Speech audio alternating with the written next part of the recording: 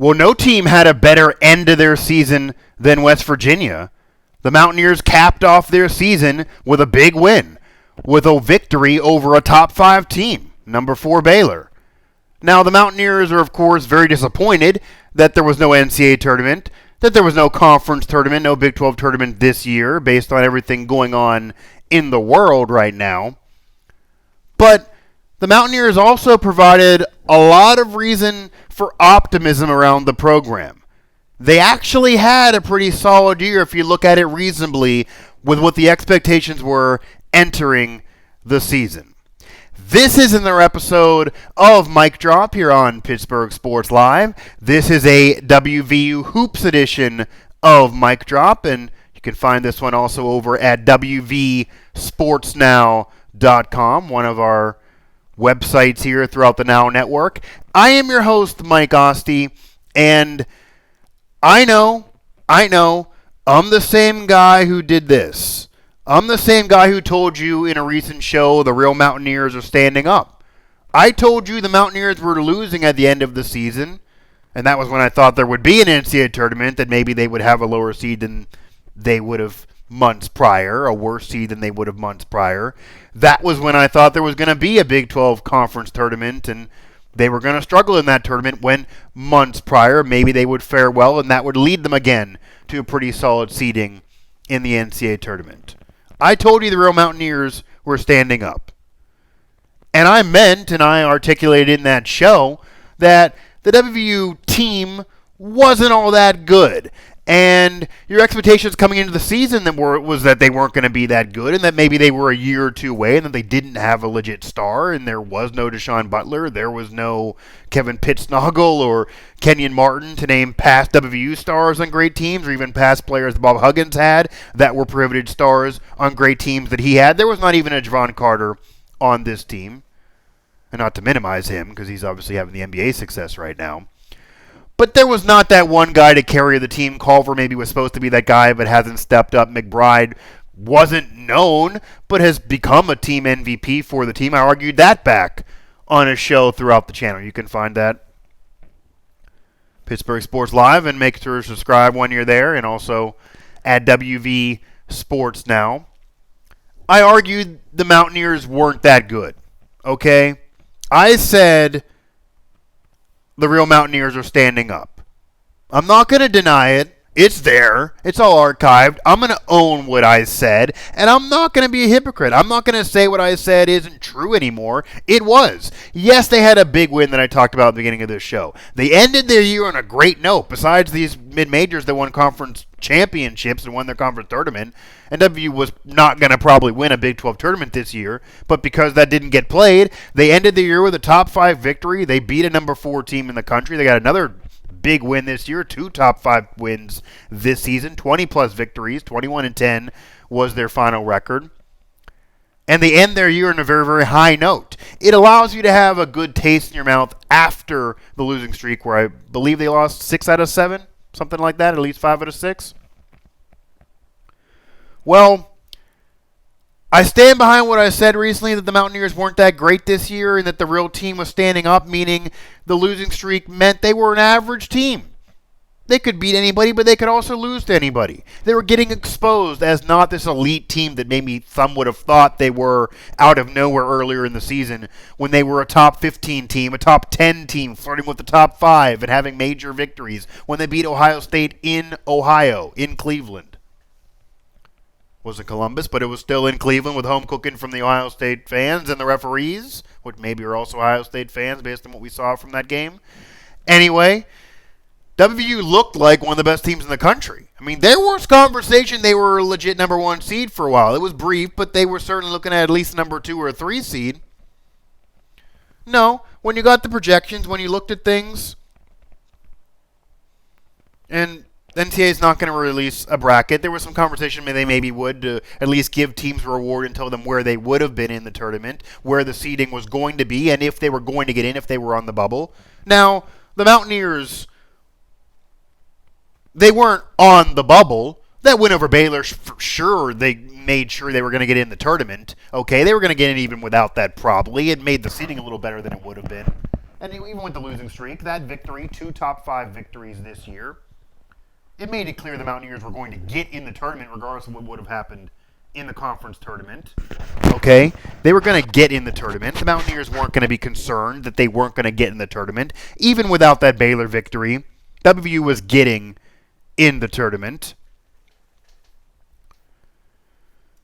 They were so great in the beginning of the year, almost out of nowhere, above expectations if you want to be real. That solidified the tournament for them, even with that losing streak.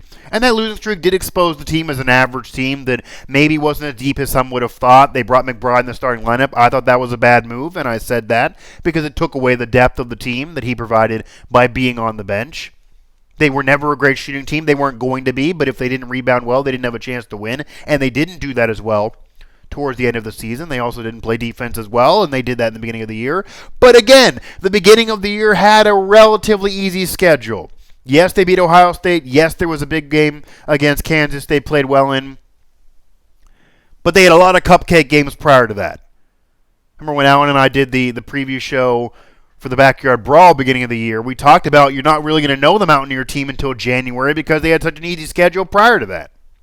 And you found out with a big win over Ohio State, but then they faded, and no one really should have been surprised, even though it was disappointing, of course, at the time. But overall, when you look at the Mountaineers season, you look at a program that coming into the year, everybody thought would not be a winning season.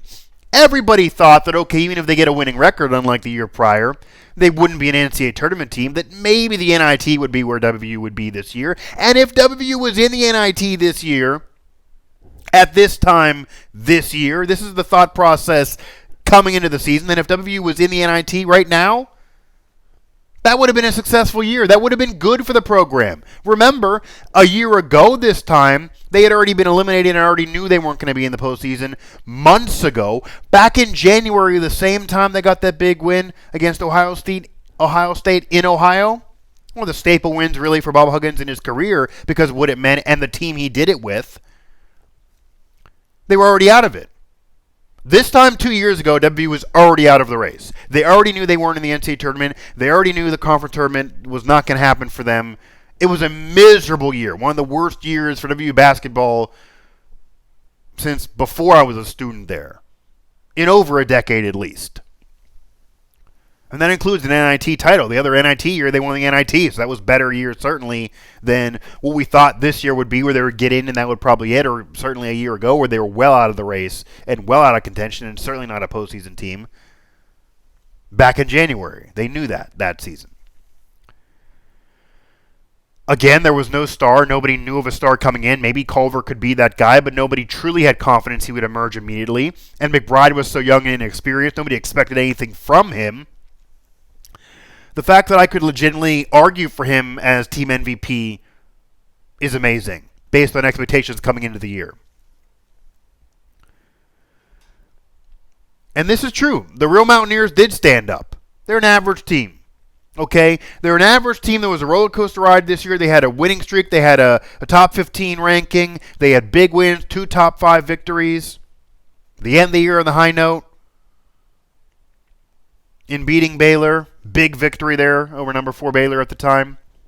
Again, ending their season better than any team in the country except for maybe some mid-majors, and that was against a top 5 team, not a mid-major team that wasn't ranked. So I could argue West Virginia ended their season better than anybody in terms of that exact game.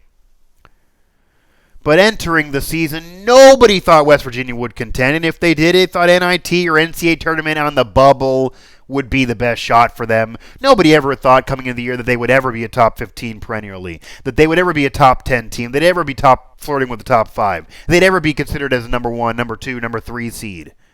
They thought they'd be where they kind of ended up, as maybe a 6 or a 7. That is basically where they would have got. If they ended up in the tournament, they would have been a 6 or a 7 probably, and they could have lost those 2 matchups that I saw in terms of the projection, but there were no brackets this year, so it didn't happen. But in terms of answering that question from Cody, who is our West Virginia beat reporter there, who ends up covering those games while we're kind of busy with the rest of the network, he's there on the scene in Morgantown at those games. To answer that question, what happened to the 2018-2019 Mountaineers? You know what? I'll be glass half full. I'll be glass half full right now, okay? There were some bad things. The losing streak was disappointing that they kind of squandered their year and their positioning for what would have been the playoffs and their seeding for the NCAA tournament. They knew they were already going to get in. And then what they could have done in the Big 12 tournament, maybe they could have won it based on games like Baylor against Kansas. They could have lost the first round based on some other games, based on what happened against Texas Tech and Texas and the big blowout they suffered against the Longhorns after beating them earlier in the year. You never know. And that was the real Mountaineers. The real Mountaineers stood up because they're an average team who didn't really have a superstar or had to do it as a collective unit, and they could beat anybody, but they also could lose to anybody. But there was a lot of good. Because, again, the expectations were not really for this team to do anything, or at least it shouldn't have been. Huggins was kind of left with the cupboard bare, needed to kind of replenish it. This was a rebuilding season, and in this rebuilding season, they were a top 15. They were a top 15 team at one point. They were a top 10 team at one point. They had 2 top 5 victories. They played very well against some good teams, even though bad against others. They would have been an NCAA tournament team. They knew that most of the year. That's a major improvement from the year prior. And that gives you reason to believe that going into next year, assuming there's a season, and I'm going to safely assume that, guys, Culver and company and McBride especially, they're going to be that much more experienced. They're going to know how great it felt to be so good, and they're going to know what that losing streak felt like. And they're not going to want to face that again. Huggins' expectations for this team next year are going to be a lot higher than where they were coming into this year. If they do this again next year, where they lose 6 out of 7 at the end, where they have big wins but also bad losses, they do the typical WVU thing, they get in the tournament but they got a worse seed than they really should have had because they parted away, I'll rip this team a new one easily. I promise you that. On this outlet or wherever I am. But that's not the case as we stand right now. This Mountaineer team without a superstar, with mostly unknowns and inexperience coming into the year, with a rebuilding season, and coming off such a bad season in 2017-2018, there's reason for optimism. It had a good year. There were big wins there. There was a top 15 ranking, the top 10 ranking. NCAA tournament was happening. Okay? You can't ask for much more from this year. This was not going to be a Final Four national title season, okay? This is not 2010. This isn't a veteran team with a NBA quality player. Javon Carter's not walking through that door. This is a Mountaineer team that was looking for that star, that maybe hasn't found it, but still as a collective unit, now has more experience for Culver to maybe step up. For McHale to do that if he doesn't. McBride to maybe really step up if he's going to be in that starting lineup most of next season. For them to find somebody else off the bench. There will still be question marks around the team next year. But the point of this program is, aside from, again, to show you that we're doing shows here on Pittsburgh Sports Live, even though the sports world has paused itself, is taking a break due to the coronavirus, as it should. And I also want to remind all of you to adhere to some personal respect, to please advise there, like a good neighbor, stay over there, okay? That's my favorite one with everything that's going on, but you got to have some levity in what's happening these days. But nonetheless, with the pausing and the canceling of everything in the sports world, I mean, WrestleMania is going to be held at an audience, for crying out loud. I'm assuming we're coming back next year, and we want to still give you coverage that's going on in the Pittsburgh sports world. We want to wrap up seasons that need wrapped up, like this one for the Mountaineers. They're in the region. We're covering them with WV Sports Now, as they added to be a part of the Now Network. There's still a lot of recruiting news, what's going on with Pitt in the offseason over there at Pittsburgh Sports Now in the high schools in the WPIL. We, of course, know the Penguins are in season right now, so there's coverage of Pittsburgh Hockey Now, as well as Pittsburgh Soccer Now is going to keep on moving despite some cancellations. There's news at these different sites, but the major one I will say right now, in addition to WV Sports Now and Pittsburgh Sports Now, is Steelers Now with all that offseason coverage, because the NFL, and I said this in a recent show, and I will keep on saying this in future shows, is not sleeping, is adhering to the current calendar. They're taking precautions. I defended them when I needed to, but they're holding to the schedule. They're making moves, and there's tons of news over there at SteelersNow.com. Just look at the site right now. There it is. There it is. There it is.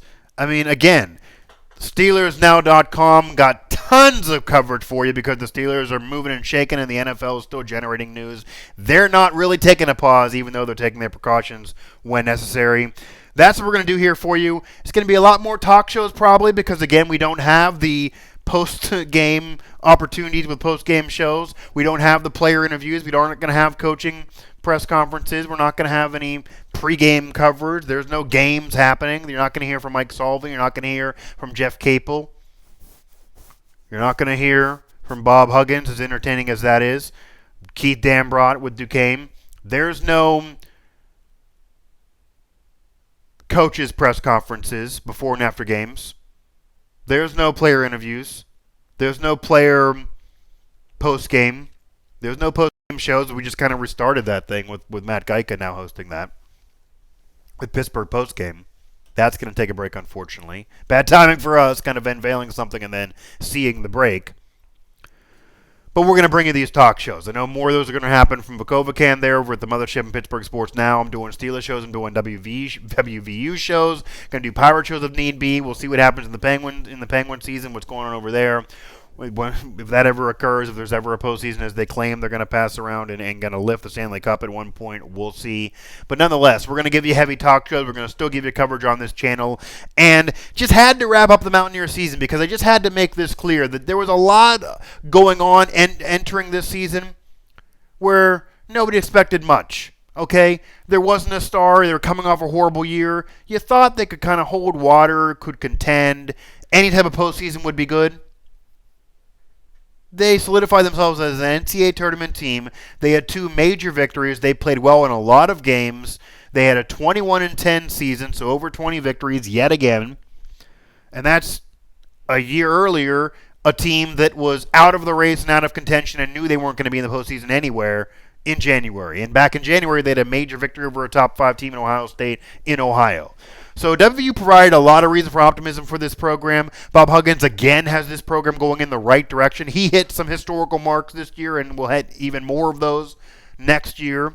This year proved how great of a coach he is, really, at one point with that top 15 ranking. I never would have guessed this team would ever have been a top 15 team without things were going in, with the expectations were coming in, or at least realistic expectations entering the season. They did, and yes, they puttered away the season. They had that losing streak. That sucked, but that's going to happen to an average team. Because, again, the real Mountaineers eventually stood up. They were an average team. They were a good team. They were an NCAA tournament team, but they're not a great team. They're not a Final Four team. But we'll see about next year. Okay, we will see about next year because this Mountaineer team did improve from a year ago. They did show things. They did expose themselves in terms of Culver getting better, becoming that rebound double-double machine as the season progressed. McBride becoming a team MVP from the bench to now the starting lineup. Bob Huggins coached them up at times. And yes, again, the losing streak is no reason to make excuses for it. But it isn't like an elite team all of a sudden lost all those games they shouldn't have. This Mountaineer team was really never an elite team. But just the fact that they ever even flirted with it, or we could even have this debate on whether or not they were ever elite, no matter how you should evaluate the season, shows there was reason for optimism this year and that they did improve. They were one of the more improved teams this year, and that's reason for optimism for next season because, again, it was really, really bad 2 seasons ago now, and entering this past season, I don't think anybody expected them even to be as good as they ended up being. Again, as we're in a little bit of a pause and break in terms of the overall sports coverage throughout the Now network of sites, we're still going to bring you heavy talk shows here on Pittsburgh Sports Live. We're still going to try to do videos. I might beef up my game as others are doing the same, and there's tons of news on some of these sites based on off-season recruiting on Pittsburgh Sports Now and WV Sports Now, as well as the NFL off-season is actually going through the calendar like normal over there, SteelersNow.com. Want to make sure to hit us up on social as well. Of course, you can see that below me. We really need some help there on the Twitter. You're over there liking up the Facebook all over the place. But bring some of that activity over there to the Twitter as we had to retool things. So you're liking the Facebook up a storm. Do the same thing there on Twitter. At WV Sports Now on Twitter. Hit up Pittsburgh Sports Now, the mothership, of course, PittsburghSportsNow.com, PGHSportsLive.com for all these videos and all these shows live on the website there archive-wise. Make sure to follow us on Twitter at PGH Sports Live on Twitter, as well as Pittsburgh Sports Live on Facebook. And, of course, and this is my favorite graphic of all with the kind of disappearing out of nowhere and appearing out of nowhere. I love it. Click on the subscribe button down there on the button below this video. Make sure to click on the subscribe button there. Help us pay the bills here for the network. Help the sponsors. Keep the sponsors moving. Keep everything moving here in the network and keep these lights on now to my home network or my home studio since I'm working from home like everything else going on here in the sports world. Again, the Mountaineers provided you reason for optimism. I know. And it really sucks for those seniors. I don't think the tournament was going to be a deep run. I really don't. I think it was an average team. I said that recently. But this was a team that was better than expectations if you really want to be truthful to yourself. This was a team that was mightily improved from where they were a season ago. This is a team that really provided reason for optimism for next year because they got a lot of things done they needed to this year in terms of players improving and players stepping up and maybe finding that star. Okay? They had a rookie, they had a freshman step up and be arguably a team MVP. I argue that all throughout outlets, all through West Virginia when I do things for Metro News and other outlets here. So you can find all our coverage and throughout the channel there in the Mic Drop section of Pittsburgh Sports Live. You can search Mic Drop and WV Sports Now as well on the website and all of our coverage there. But just want to make it clear that while you're upset because there's no NCAA tournament, just know the Mountaineers gave you reason for optimism for next year. And I'm going to try to make this promise, even though I really, really can't, that there's going to be a next season for WVU basketball and hopefully all sports around the country.